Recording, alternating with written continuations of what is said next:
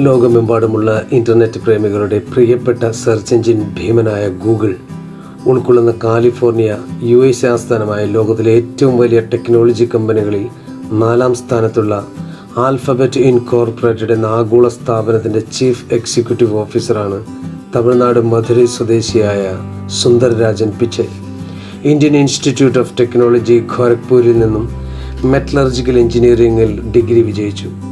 1972 June 10 ജനനം.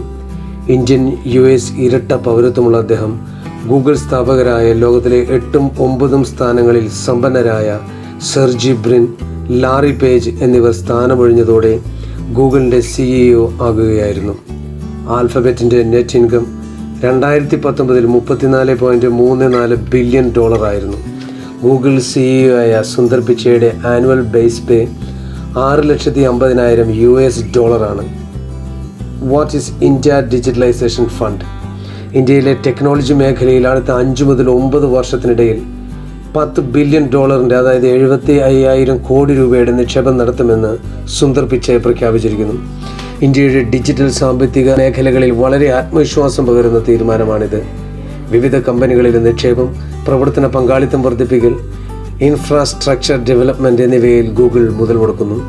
ഇന്ത്യയിലെ വിവിധ ഭാഷകൾ കൂടാതെ തമിഴ്, പഞ്ചാബി തുടങ്ങിയ ഭാഷകളിൽ വിവരങ്ങൾ ലഭ്യമാക്കുക, വിവിധ ആവശ്യങ്ങൾക്കായുള്ള ഡിജിറ്റൽ പ്രോഡക്ട്സ് ഉണ്ടാക്കുക, ഡിജിറ്റൽ വളർച്ചയെ സഹായിക്കുന്ന വ്യവസായങ്ങളെ പിന്തുണയ്ക്കുക, ആരോഗ്യം, വിദ്യാഭ്യാസം, കൃഷി തുടങ്ങിയ മേഖലകളുടെ വളർച്ചയ്ക്ക് സാങ്കേതികവിദ്യയും ആർട്ടിഫിഷ്യൽ ഇൻ്റലിജൻസ് സംവിധാനം വികസിപ്പിക്കുക തുടങ്ങിയവയും സംവിധാനം ചെയ്യുന്നു.